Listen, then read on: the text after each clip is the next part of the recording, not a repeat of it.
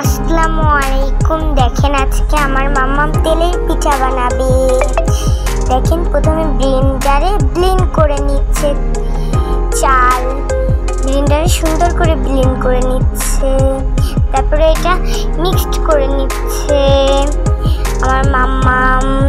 এখন পরিমাণ মতো গুড় দেওয়া হয়েছে, একটা তাওয়ায় দিয়ে দিতে হবে পিঠা।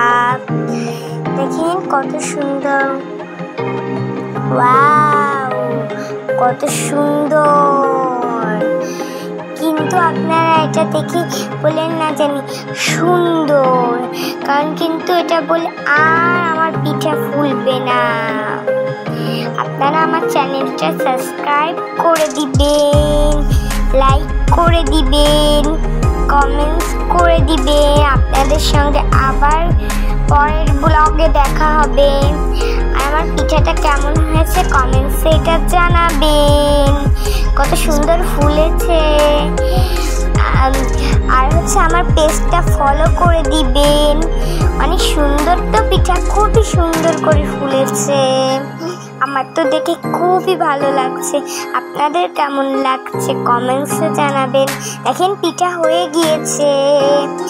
আল্লাহ হাফেজ।